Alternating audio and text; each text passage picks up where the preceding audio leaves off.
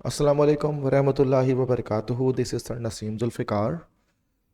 और आज के इस लेक्चर में Adamjee government science college Karachi के 2026 के सेकेंड इंग्लिश का पेपर जो है यहाँ पर वो मैं डिस्कस करूँगा और उसे सॉल्व करूँगा। तो डीजे साइंस कॉलेज के पेपर ऑलरेडी मैं सॉल्व कर चुका हूँ, और ये आज या कल शायद ये आदमजी गवर्नमेंट साइंस कॉलेज का पेपर हुआ है, जो कराची के टॉप लेवल का कॉलेज है। और काफ़ी स्टूडेंट्स जो हैं वो चाहते हैं कि इसको सॉल्व करें, इस पेपर को। तो काफ़ी इंपॉर्टेंट होता है ये पेपर, तो बेटा तमाम स्टूडेंट्स देख लें, इस लेक्चर को एंड तक देखें ताकि आपके बोर्ड एग्ज़ाम की अच्छी तरह से प्रिपरेशन हो सके। ठीक है, तो ये कंप्लीट इसको मैं यहाँ पर इसके ग्रामर पोर्शन वगैरह को एमसीक्यूज को सॉल्व करूँगा। वीडियो को स्टार्ट करने से पहले जो है वो एक अनाउंसमेंट है कि चूँकि मैंने अपना सेकेंडरी इंग्लिश का टारगेट पेपर और तमाम सब्जेक्ट के टारगेट पेपर मैं बना चुका हूँ, और गेस्ट पेपर जिसको आप कह सकते हैं। तो अगर आपको वो रिक्वायर्ड है या फिर नोट्स रिक्वायर है मेरे किसी भी सब्जेक्ट के, केमिस्ट्री के, इंग्लिश के या अदरवाइज कोई भी सब्जेक्ट के, तो मेरा व्हाट्सएप नंबर स्क्रीन पर आपको शो हो रहा है 0300 215 2272। इस नंबर पर आप मुझे व्हाट्सएप करें, then I can provide you the relevant material. ठीक है, तो ये सबसे पहले हमारे पास सेक्शन ए है, न्यू मॉडल पेपर के अकॉर्डिंग जो है वो ये पेपर बनाया गया है, और न्यू बुक भी है। तो कोशिश करें कि जितने ज़्यादा पेपर हो सके उसको आप सॉल्व करें। तो इससे क्या होगा कि भाई जो है वो आपकी तैयारी अच्छी तरह से होगी। और डिफरेंट कॉलेजेस के पेपर चाहिए अगर आपको, तो इसी नंबर पर व्हाट्सएप कर दें 0300 215 2272 पर, जिस पर मैं आपको पीडीएफ्स प्रोवाइड कर दूंगा डिफरेंट कॉलेजेस के। तो इससे आपकी तैयारी अच्छी तरह से हो सकेगी। ठीक है, और प्रैक्टिस भी आप कर सकेंगे। सेक्शन ए में हमारे पास 20 एमसीक्यूज हैं। तो फर्स्ट एमसीक्यूज है the proverb no pain no gain means dash. तो proverb no pain no gain का मतलब क्या होता है? इसका मतलब होता है हार्ड वर्क ब्रिंग सक्सेस, कि जब इंसान मेहनत करता है तो उसी से जो है वो कामयाबी मिलती है। सेकंड है choose a prefix to make opposite of the word stabilise. Stabilise के अपोजिट अगर हमें करना है तो फिर वो हम इसको कह सकते हैं डी स्टेबलाइज। तो डी जब लगाते हैं प्रीफिक्स तो ये इसका अपोजिट बन जाता है। थर्ड है correct choose a suffix to for the verb preach to change it to noun. Preach के आगे जब हम ई आर लगा देंगे तो प्रीचर बन जाएगा ये, तो ये हमारे पास इसका नाउन फॉर्म हो जाएगा। फोर्थ है we spotted a car parked in the no parking zone, the underline part of the sentence is dash. मतलब हमने एक कार देखा, वो कार जो पार्क हुई भी थी नो पार्किंग जोन में। अब ये जो हमारे पास जो क्या इसको शो कर रहा है, वी स्पॉटेड अ कार। अब कार को एक्सप्लेन कर रहा है कि वो कार कौन है, वो कार कौन से, वो जो कार जो कि पार्क है नो पार्किंग जोन के अंदर। तो ये अब क्या हमारे पास है, तो देखा जाए तो जो नाउन को जो वर्ब हमारे पास, नाउन को जो वर्ड हमें शो करता है या उसको एक्सप्लेन करता है, उसके मायने में इजाफा करता है, तो वो हमारे पास एजेक्टिव होता है। ठीक है, तो ये हमारे पास एक अच्छा एजेक्टिव फ्रेज, एजेक्टिव क्लॉज में से कोई एक चीज़ हो सकती है। अब हमारे पास जो क्लॉज होता है उसका अपना सब्जेक्ट और अपना उसका वर्ब होता है। ठीक है, तो वो spotted a car part in the no parking zone. ठीक है, तो यहाँ पर इसका हमारे पास सब्जेक्ट नहीं है, तो दैट्स वाई ये हमारे पास एक एजेक्टिव फ्रेज है। दिस इज एजेक्टिव फ्रेज, ठीक है, जो इस कार को डिफाइन कर रहा है। नेक्स्ट है फिफ्थ है Ahmad bought a nice bag but he gave it to Aslam, the underline word he is this type of reference. अब देखिए, but Ahmad bought a nice bag but he gave it to Aslam, तो he जो है वो word है वो किसके लिए इस्तेमाल किया गया यहाँ पर? असलम, अहमद के लिए। तो शुरू में चूंकि हमारे पास इसके रेफरेंस मौजूद है तो उसको हम कहते हैं this is called anaphoric reference. तो ये एनाफोरिक रेफरेंस हो गया। तो ये शुरू के जो 5 एमसीक्यूज आपके पास हैं बोर्ड एग्जाम में जो आएंगे, they are related to grammar portion, जिसमें हमारे पास प्रोवर्ब की मीनिंग्स हैं, प्रीफिक्स हैं, सफिक्स हैं, इसी तरह से क्लॉज के बारे में है, और इसके अलावा रेफरेंस हो सकता है कैटाफोरिक, एनाफोरिक। तो अगर आप मेरे सॉल्व टारगेट पेपर अगर आपके पास हैं तो उसमें सारी डिटेल्स मैंने इन सबको एक्सप्लेन किया है, या तो ताकि आप उनको इजीली आप उनके थ्रू इस इन 5 क्वेश्चंस को अटैम्प्ट कर लें जो ग्रामर पोर्शन से आते हैं। ठीक है, उसके बाद 6 है व्हाट डज पिप नोटिस। अब ये शुरू अगले जो 5 एमसीक्यूज हैं ये ग्रेट एक्सपेक्टेशंस जो हमारा नॉवेल है उससे आ रहे हैं। तो 6 है what does pip notice about the second convicts face. तो ये तो उसने जो पिप ने देखा था कि जो दूसरा जो कॉन्विक्ट था, मुलजिम था, उसका फेस कैसा था? Badly bruised. बैडली ब्रूज से मुराद क्या हो गया कि उसको वो काफ़ी ज़्यादा उसमें जो है वो ज़ख्म जो है वो मौजूद थे। सेवंथ है how does Estella treat pip during their first meeting, तो ये हो जाएगा विद डिसडेन, उसने बड़ी हकारत के साथ उसको फर्स्ट मीटिंग में ट्रीट किया था। डिसडेन का मतलब होता है हकारत, नफरत के साथ, हकारत के साथ एक ही बात है, तो डिसडेन मतलब यहां पर हो गया नफरत।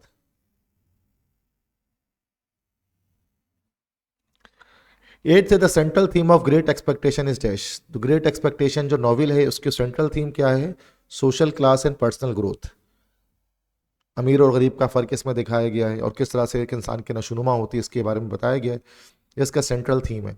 नाइन्थ है मैगविच इज पिप्स डैश, मैगविच कौन था, पिप का एक सीक्रेट बेनिफैक्टर था। सीक्रेट मतलब पुरस्कार और बेनिफैक्टर का मतलब होता है फायदा पहुंचाने वाला या फायदा देने वाला, दैट इज कॉल्ड बेनिफैक्टर। तो पिप जो था, पिप को फायदा किसने पहुंचाया था भाई, मैगविच ने पहुंचाया था, एबल मैगविच ने। टेंथ है what does Herbert pocket teach pip, Herbert pocket ने जो मैथ्यू पॉकेट के बेटे थे उन्होंने टीच को क्या उन्होंने पिप को क्या सिखाया लंदन सिटी में, कि how to behave like a gentleman, कि किस तरह से एक जेंटलमैन की तरह बिहेव करना चाहिए। 11th है what is Martin Luther Kings stand on violence, अब अगले 5 एमसीक्यूज हमारे पास प्रोज से आ रहे हैं। मार्टिन लूथर किंग का स्टैंड क्या था वॉयलेंस पर, कत्ल व गारत पर, तो वो उसको इंकरेज करते हैं, सपोर्ट करते हैं, रिजेक्ट करते हैं, एक्सेप्ट करते हैं, तो बेटा याद रखिएगा उसको रिजेक्ट करते हैं, रिजेक्ट्स इट।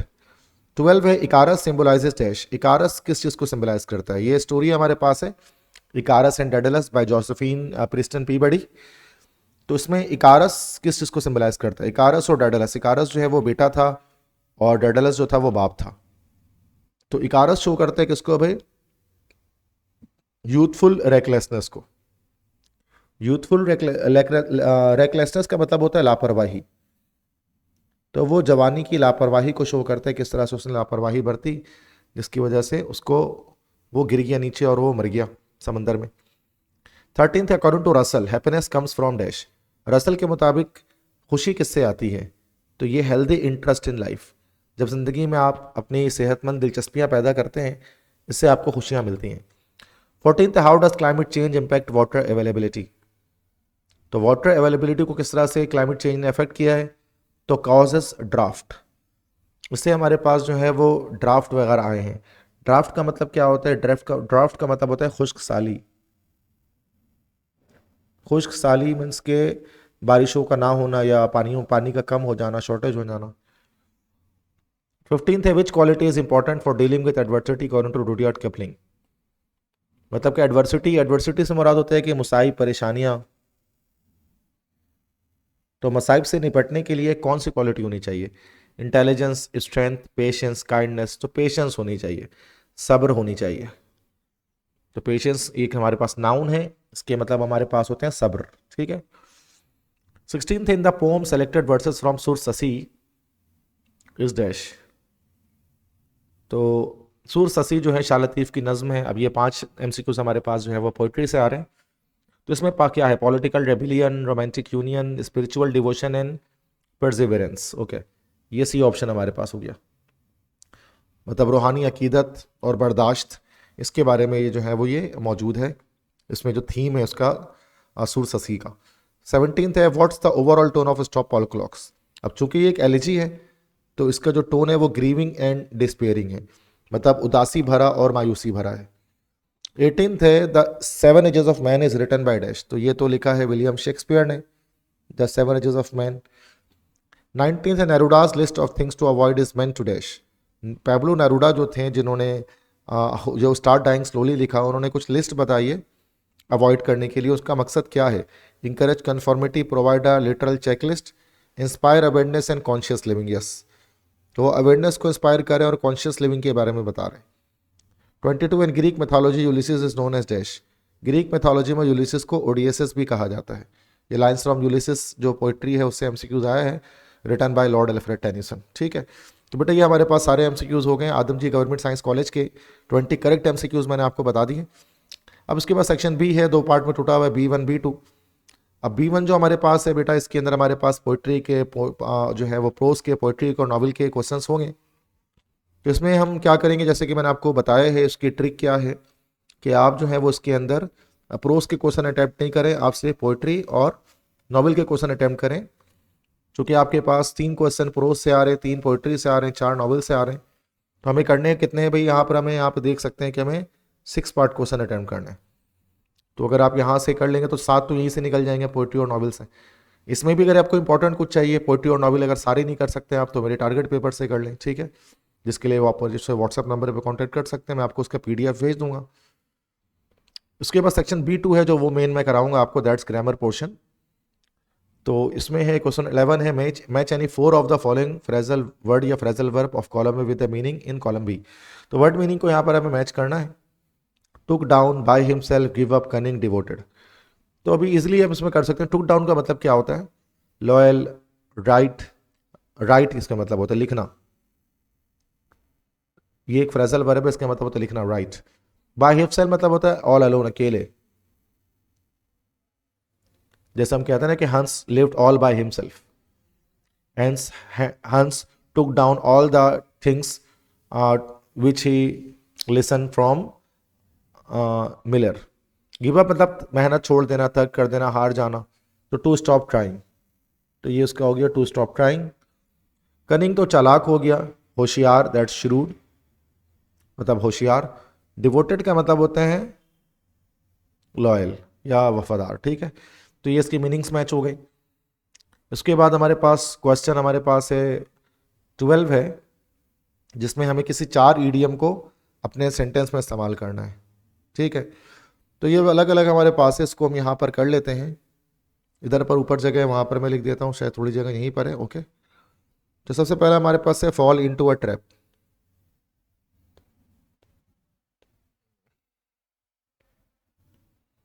सबसे पहले फॉल इनटू अ ट्रैप, तो यहाँ पर मैं इसको बना लेता हूँ नंबर 1। फॉल इनटू ट्रैप मतलब जाल में फंसाना या जाल में फंस जाना, ठीक है। तो he fell into the trap made by police, इस तरह से, ठीक है। उसके बाद सेकंड हमारे पास है bite the bullet. Bite the bullet बहुत मुश्किल काम करना, तो हम कह सकते हैं कि soldiers bite the bullet in the battlefield. तो इस तरह से आपको हमें क्या करना है बेटा? सेंटेंसेस को फॉर्म करना है। इंपॉर्टेंट इडियम्स मैंने डाल दिए अपने उसमें गैस पेपर में, वहां से आप कर सकते हैं, ठीक है। किड अराउंड, किड अराउंड का मतलब होता है लाइक बातें बनाना, ये इधर उधर की बातें करना, ठीक है, किड अराउंड। तो she always kid around them, इस तरह से हम लिख सकते हैं। फोर्थ है अ शॉर्ट फ्यूज, मतलब होता है गुस्से का तेज होना, जैसे कि my math teacher is a short fuse. Fifth है once in a blue moon, मतलब बहुत मुश्किल से कभी शाज़ो नादिर। तो my uncle visits me once in a blue moon, मतलब मेरे अंकल जो है वो शाज़ो नादिर मुझसे मिलने के लिए आते हैं, once in a blue moon, ठीक है। ये 5 हो गया। इसके बाद 6 हमारे पास है to hit different. Hit different मतलब अलग ही तरह से कोई चीज़ लगना, ये एक मॉडर्न एक इडियम है, ठीक है। लाइक टी आफ्टर इफ्तार हिट्स डिफरेंट, मतलब कि जो चाय पीते हैं अफ्तारी के बाद तो वो बिल्कुल ही अलग तरह से लगती है या बहुत उसको पीने में अच्छा लगता है। That's the 6 one. Glow up, glow up मतलब होता है चमकना, ठीक है। तो हर फेस ग्लू अप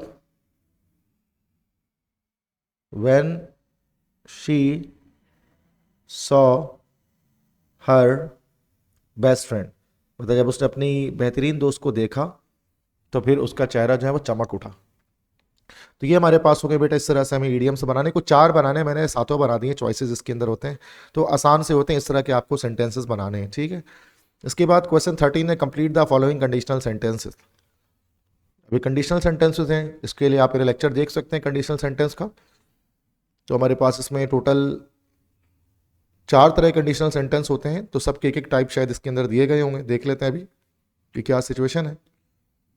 पहले इफ़ इट ट्रेन्स टुमारो, अगर कल बारिश होगी तो क्या होगा कि I will not go to college. अगर कल बारिश होगी तो मैं कॉलेज नहीं जाऊंगी या नहीं जाऊंगा, तो I will not go to college. इस तरह से आपको बेटा कंप्लीट करना है इसको, ये 4 मार्क्स का होता है। बी है if he studies hard, if he studies hard, अगर वो मेहनत करेगा तो ही विल सक्सीड, तो वो कामयाब होगा। See if I had known about the meeting, तो ये थर्ड कंडीशन है, टाइप 3 है हमारे पास ये, तो वुड हैव से बनेगा if I had known about the meeting I would have attended it. मतलब जो मीटिंग के बारे में अगर मुझे पता होता तो मैं उसको अटेंड करता, तो ये रिग्रेट को शो करता है, तो वुड हैव के साथ थर्ड फॉर्म आएगी। डी है if he were more confident, this is type 2 conditional. अगर वो ज़्यादा कॉन्फिडेंट होता, if he were more confident, तो क्या होता है भाई, he would get the job, would के साथ फर्स्ट फॉर्म है तो उसको जॉब मिल जाती। तो ये हमारा टाइप 2 कंडीशनल है। तो बेटा कंडीशनल के स्ट्रक्चर्स आपको पता होने चाहिए, ये 4 मार्क्स आपको यहाँ पर गेट हो जाएंगे। 14th है टू डायरेक्टेड। ए है my brother lives in Lahore Pakistan, punctuate.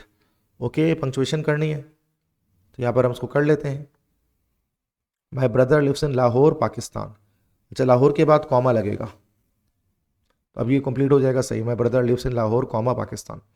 B है शी वॉज टाइड शी फिनिश्ड हर असाइनमेंट। अच्छा, कंपाउंड सेंटेंस बनाना है कोऑर्डिनेशन कंजंक्शन यूज़ करके, मतलब फैन बॉयस कंजंक्शन यूज़ करके, जो हमारे पास कोऑर्डिनेटिंग कंजंक्शन हमारे पास कहलाते हैं, that is FANBOYS conjunction जिसको हम कहते हैं। तो उससे हमें जो है वो एक कंपाउंड सेंटेंस के जो है वो फॉर्मेशन करनी है।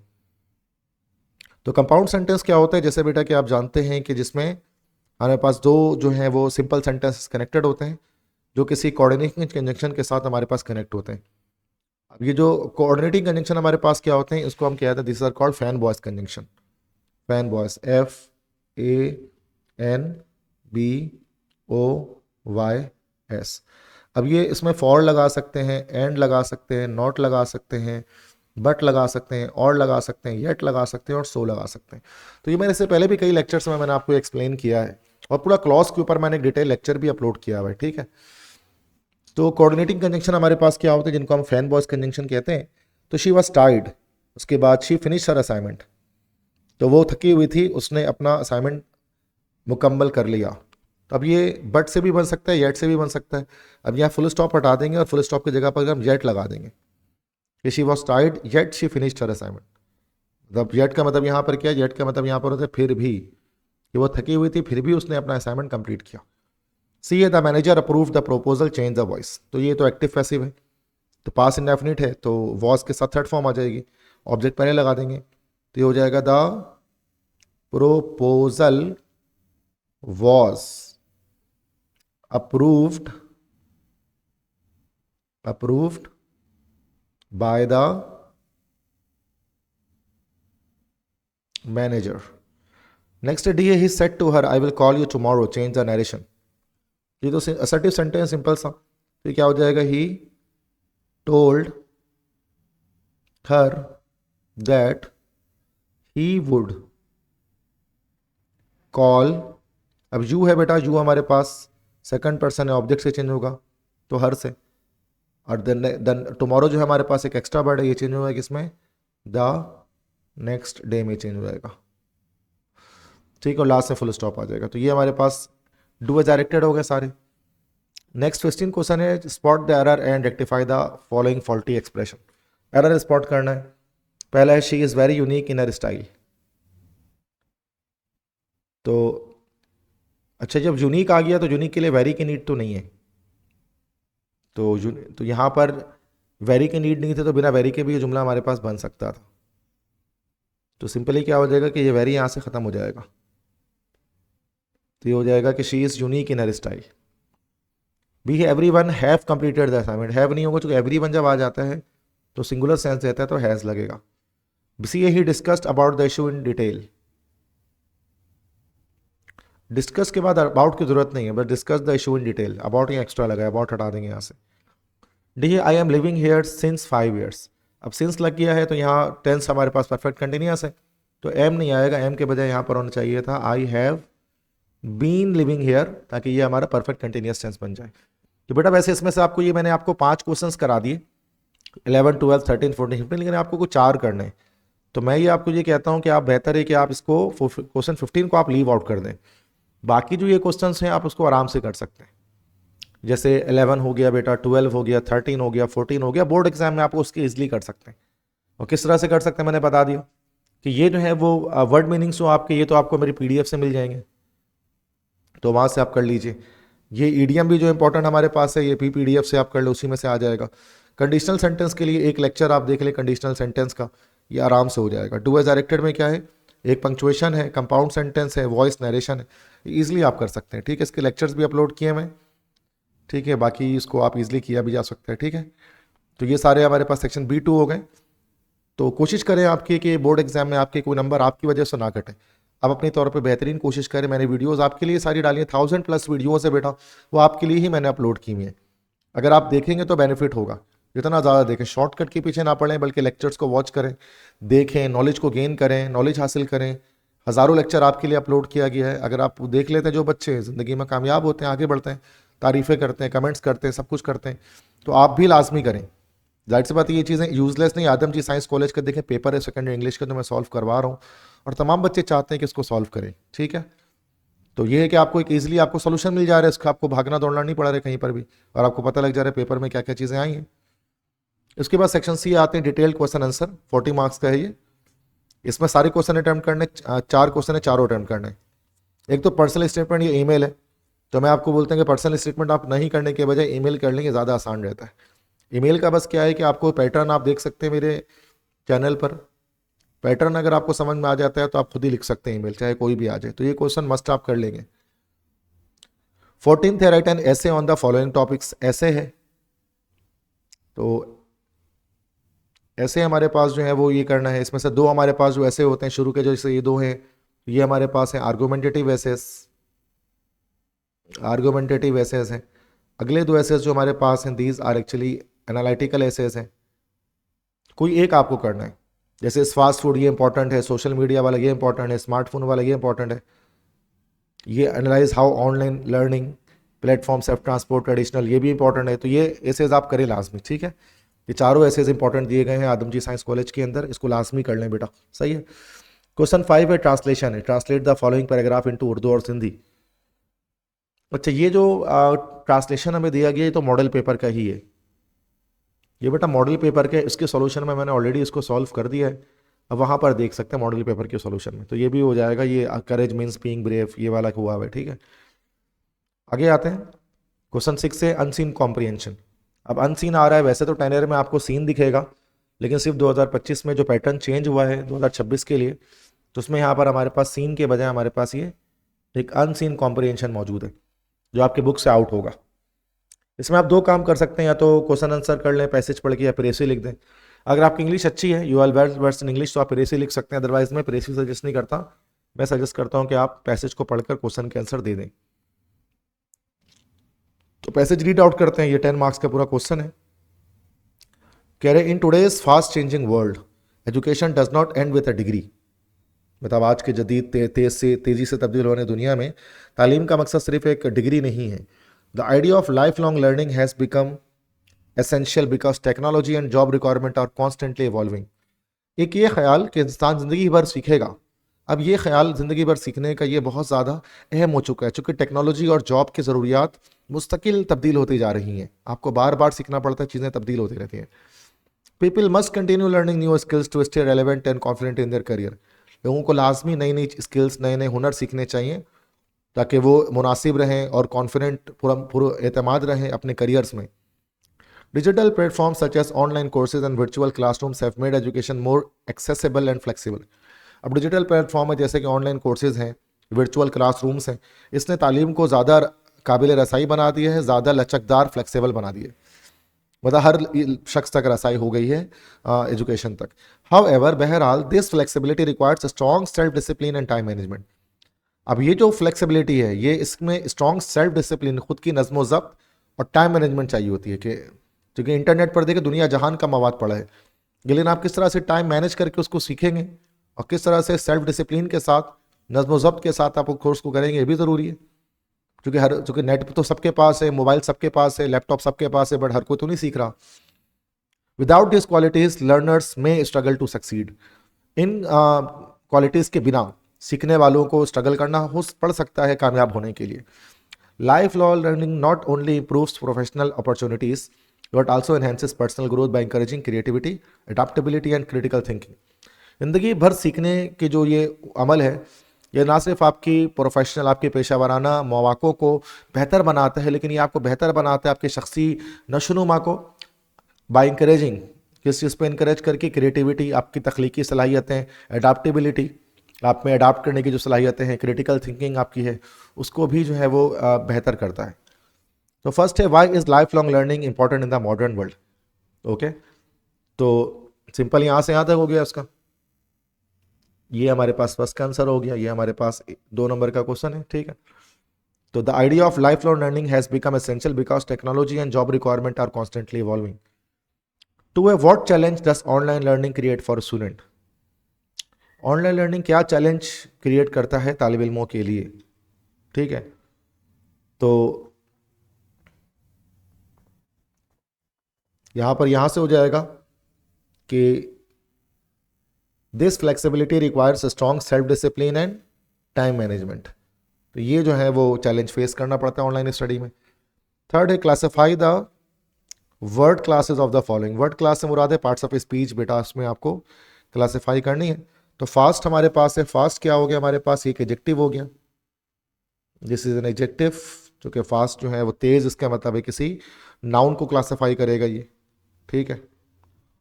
तो यहाँ पर कहीं फास्ट लिखा होगा,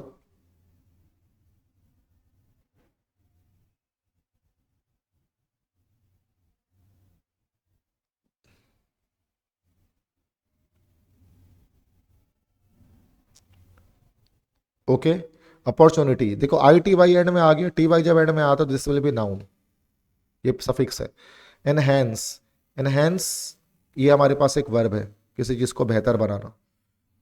उसके बाद क्वेश्चन 4 है, point out 1 regular and 1 irregular verb. मतलब एक इसके अंदर से आप जो है वो कोई रेगुलर वर्ब चुन के लिख लें, और एक क्या लिख लें आप इसके अंदर, इरेगुलर वर्ब चुन के लिख लें। तो एक फर्स्ट लाइन सेकंड लाइन में ही ये जज हो जाता है बेटा। देखें, जैसे in today's fast changing world, अच्छा देखिए फास्ट चेंजिंग या फास्ट यहाँ आया ना, तो ये फास्ट जो है वो चेंजिंग को जो है वो बता रहा है, एक्सप्लेन कर रहा है। तो in today's fast changing world education does not and with a degree. तो एंड यहाँ पर एक रेगुलर वर्ब हो गया, चूंकि इसकी सेकंड और थर्ड फॉर्म हमारे पास क्या होती है, एंडेड होती है। अब इरेगुलर वर्ब ढूंढते हैं। The idea of life long learning, तो लर्निंग यहाँ पर हमारे पास इरेगुलर वर्ब हो गया, चूंकि लर्निंग के जो हमारे पास फर्स्ट फॉर्म होती है वो लर्न होती है, लेकिन सेकंड फॉर्म, अच्छा इसमें तो लर्नड भी हो सकता है और लर्नड भी हो सकता है, ठीक है। तो थोड़ा सा मसला हो सकता है, तो हम ये वाला नहीं लिखते, इसको मैं रिमूव कर देता हूँ, ठीक है। कुछ और लिखते हैं, हैज़ बिकम, ओके बिकम हो गया, बिकम हमारे पास दोबारा आ गया इरेगुलर वर्ब, चूंकि बिकम, बिकेम, बिकम, तो इसकी सेकंड फॉर्म हमारे पास क्या होती है, बिकम फर्स्ट फॉर्म है, सेकंड फॉर्म हो गई बिकेम, और थर्ड फॉर्म हमारे पास दोबारा इसके अंदर क्या हो जाती है, become. This is first form, this is second form, this is third form. Next है suitable title to the passage. तो टाइटल हम दे देते हैं यहाँ पर जिस तरह से benefits of life long learning, मतलब जिंदगी भर जो सीखने के जो फायदे होते हैं वो क्या होते हैं लाइफ लॉन्ग लर्निंग के, ठीक है। इस तरह चेंज भी कर सकते हैं, तो ये एक मैंने टाइटल आपको दे दिया, ठीक है बेटा। तो ये हमारे पास जो है वो आदमजी गवर्नमेंट साइंस कॉलेज के तमाम जो है वो मैंने पेपर को सॉल्व किया। जाने से पहले, वीडियो एंड करने से पहले एक और बार अनाउंसमेंट कर देता हूँ कि ये मेरा व्हाट्सएप नंबर है, तमाम स्टूडेंट सेव कर लें, 0300-215-2272। अगर आपको आप सॉल्व टारगेट पेपर चाहिए इंग्लिश के या केमिस्ट्री के, किसी भी सब्जेक्ट के, या आपको नोट्स चाहिए किसी भी सब्जेक्ट के, तो आप मुझे व्हाट्सएप कर सकते हैं, ताकि आप जो है वो 90+ मार्क्स जो है वो आप गेट कर सकें अपने बोर्ड एग्जाम्स के अंदर। आप और मेरी वीडियोस भी पड़े हुए हैं, आप उसको भी देख सकते हैं जितने ज़्यादा चाहें। तमाम तरह की सपोर्ट जो है वो आपको इंग्लिश और केमिस्ट्री का ख़ास तौर पर आपको मेरे चैनल से 100% मिल जाएगा। आपको किसी भी कोचिंग सेंटर की किसी भी चीज़ की नीड नहीं होगी इंशाल्लाह। तो बस ये चीज़ है। बेस्ट ऑफ लक तमाम स्टूडेंट्स को अपने बोर्ड एग्जाम्स के लिए। तो अगर आपको ये वीडियो पसंद आई है तो लाजमी आप वीडियो को जो है वो लाइक कर दें। चैनल पे अगर न्यू है तो चैनल को सब्सक्राइब करें, और अपने फ्रेंड्स वगैरह के जो सर्किल हैं, अपने कॉलेजेस के ग्रुप्स हैं, कहीं पर भी आप जहाँ पर ज्वाइन हैं, आप उसको लाजमी इसको आप शेयर करें, ठीक है, ताकि आपका भी फ़ायदा हो और तमाम स्टूडेंट्स को जो है वो फ़ायदा हो। अगेन बेटा बेस्ट ऑफ लक तमाम स्टूडेंट्स को मेरी तरफ से। इंशाल्लाह जल्द किसी और पेपर को सॉल्व करते हुए हाजिर होंगे, उसको भी आपको कंप्लीट सॉल्व कराऊंगा, उसके बारे में गाइड करूंगा, ठीक है। Thank you so much for listening to my lecture. अपना बहुत सारा ख्याल रखिएगा। अल्लाह हाफिज़।